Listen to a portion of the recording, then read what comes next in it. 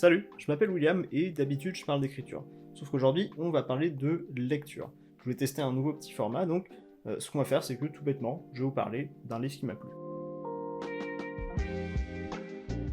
Bon, en fait je vous ai immédiatement menti, en vrai on va parler de 3 livres. Le premier, bon, vous avez vu le titre de la vidéo, c'est Elisabeth sous les toits, et les deux autres ce sont les suites, donc Alexandre sur les flots et Madeleine sous la ville.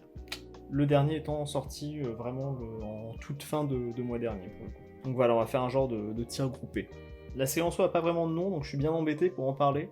Ce qu'on va faire, c'est qu'on va appeler ça Les Orphelins de Paris, et ça m'évitera de répéter à chaque fois les 3 titres. Déjà, j'ai envie de vous parler un peu de ce qu'il y a autour du bouquin, et notamment les auteurs. Et quand je dis auteurs, je parle à la fois d'écrivains et d'illustrateurs. À l'écriture, on a Vincent Cuvelier, qui a une biographie plus longue et chargée que mon premier manuscrit. Le mec a commencé à 16 ans et son premier bouquin lui a direct valu le prix du jeune écrivain, c'était en 87, et depuis il a publié des centaines de nouvelles et des dizaines de romans, d'albums et autres, et il a raflé tout plein de prix littéraires qui me font un peu transpirer. Et pour le dessin, on a Guillaume Bianco. Pareil, le mec a déjà beaucoup de bouquins et de prix dans sa besace.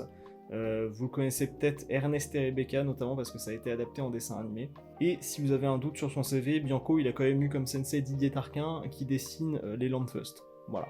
Bref, tout ça pour dire que derrière les Orphelins de Paris, il y a vraiment du beau monde. Et pour couronner tout ça, c'est publié aux éditions Little Urban. Little Urban qui est une maison d'édition jeunesse trop cool. Alors, ça parle de quoi? D'Orphelins à Paris. Yes. On est au début des années 1920, ce qui veut dire qu'on est juste après quelques années pas ouf. Et pendant ces années pas ouf, plein de gosses se sont retrouvés sans parents. C'est le cas d'Elisabeth et des protagonistes des bouquins suivants. Elisabeth, elle commence pas son aventure à Paris. Elle la commence en Bretagne, dans un orphelinat, et s'il y a bien une constante dans les orphelins de Paris, c'est que les orphelinats, c'est pas vraiment des endroits où les enfants ont envie de rester. Du coup, Elisabeth, elle part pour Paris, à la recherche de ses parents, et ça va être l'occasion de découvrir la vie de la capitale en 1920 et tout un tas de personnages qui représentent la société de cette époque-là. On a le petit peuple qui trime en sortir de la guerre, on a les truands au cœur d'or, on a les artistes, on a les bourgeois, et on a même quelques petits caméos de figures historiques par-ci par-là. Donc vous l'aurez compris, chaque tome est un peu consacré à un orphelin différent, même si les intrigues et les personnages vont se recouper petit à petit. Et ça permet à Vincent Cuvelier d'explorer plein de facettes de la vie des années 20 et plein d'éléments historiques différents. La misère de l'après-guerre, l'exode vers le Nouveau Monde, l'exil des Russes blancs après la révolution bolchevique. C'est vraiment super riche et varié, et tout ça en termes de documentation autant qu'en termes de vulgarisation. Et c'est vraiment un des gros points forts des Orphelins de Paris, l'ambiance des années folles et du Paris de cette époque-là, elle est super tangible. Cuvelier, il a eu une capacité à trouver ces éléments historiques, cette vibe, ce jargon, à les intégrer à l'histoire de façon organique et à les rendre vraiment digestes, c'est franchement super impressionnant. Pareil pour le style d'écriture qui arrive à se faire assez rugueux, si ça fait sens, assez rabelaisien, même si on reste sur de la littérature jeunesse. C'est un style qui est assez singulier et ça rend le tout super agréable à lire en tant qu'adulte, sans le rendre inaccessible à un public plus jeune. Parce qu'on devrait être sur du 9-12 ans en termes de tranche d'âge. Maintenant, je parle du style d'écriture, mais le style graphique est pas en reste. Guillaume Bianco, il a vraiment une patte qui se prête très bien à la série des Orphelins de Paris.